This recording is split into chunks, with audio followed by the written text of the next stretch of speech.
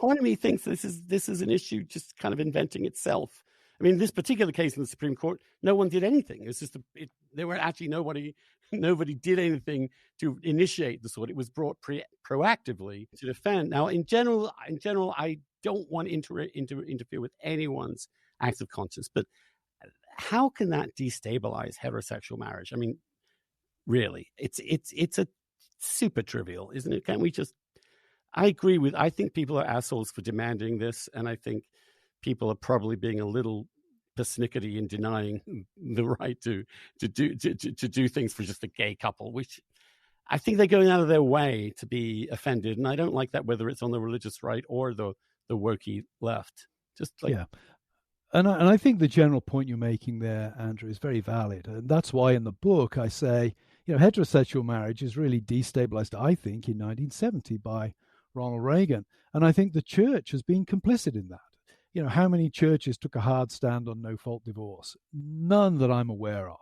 So I think you're landing some very good punches here, and I would agree with you. I think the problem with the church is the church has been complicit in the downgrading and the destabilizing of marriage for several generations. And if you want to see, if you would say to me, okay, Truman, so how is gay marriage destabilized? Well, it's simply another pebble on the pile at this particular point. And I think you're aware, the die has been cast. I think you're aware, though, that there is always something, like if you keep going back to the same pebble when there are a million of others, maybe your priority is a little off. Yeah. But we can agree with that.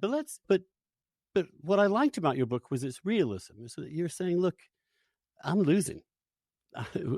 This vision that I have of the given world, which is essentially a biblically built one, is no longer the social imaginary I live in. Yeah. And part of you is saying this is going to be a bad thing for society because, in fact, and I agree with you with this, that the more children who are brought up in stable two-parent homes, the happier humanity will be. We just know that to be the case. However, in the aggregate, there's going to be some miserable kids too, but in the aggregate, that will work.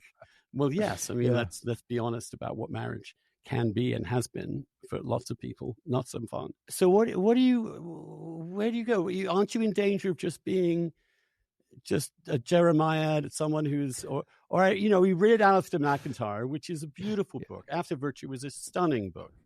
It's very hard to recover from, actually, I think, philosophically, except it becomes then this kind of like solipsistic reactionaryism that just wants to bury itself into some imaginary past that I bet wasn't all that great either. I bet there was a lot of screwing around in high Middle Ages. I bet there was a lot of adultery. I bet there was a lot of buggery. I bet people were just, we all like to think they're all entranced with enchantment, but I'm sure they had a lot of human feelings as well. Yeah, you definitely need to live in a world where there's a modern sewage system. I think that's absolute minimum. Or modern justice the system, flourishing I'd say. And a moral. Yes, trial by fire does not really appeal honor very killings, much. You name it. Yeah. So I don't want to sound like that English guy on White Lotus. Yeah, I suppose it was. Who wants to go back there? It was bloody awful. People were hacking themselves to bits. This is the best possible world. So what do you say to that guy? I'm sorry, you probably didn't see it. But there's this character in White Lotus who just gives this little speech. He's a working class. He's basically in some criminal syndicate. And he just says, because this rather wealthy, young, precious woman is upset about a million different things. And he's like, why are you complaining? This is the best we're ever going to live in. We're lucky as hell. And just, why don't you just shut it? I think he's used the word shut it, which I was standing up and sort of cheering in a way. But come on, you're free to practice your faith, free to have your marriages recognized absolutely in law. Absolutely. You can preach from any pulpit you want in America. Absolutely. Presumably, society, if this is a terrible thing for society, if the collapse of marriage is, and I think it is a bad thing, I don't think there's any question that it is. Maybe we'll figure a way out of it. Maybe the evidence will pile up that we really need to do something, and we will finally get to do it. Yeah. But how do you not be a sore loser? How do you act? What's your position vis-a-vis the modern world now?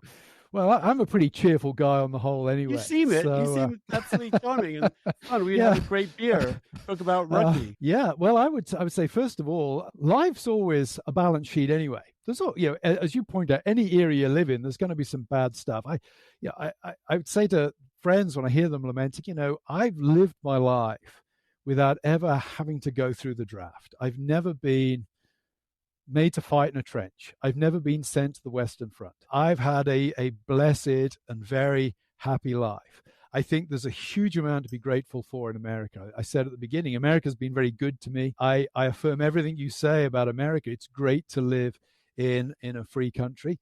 I think that it's also perfectly legitimate for Christians to use the civil liberties they have to press for the things that are most important to them. I think when we lose, it's important to be gracious losers. I do not intend to spend whatever little time is left to me being bitter and angry about losing stuff. I think there are certain battles, and the gay marriage battle is not. I think we've culturally and socially we have lost that one. I don't think that is one that there is any point in litigating at this point in time. My big concern, I think, is the trans issue, particularly how it impacts younger kids.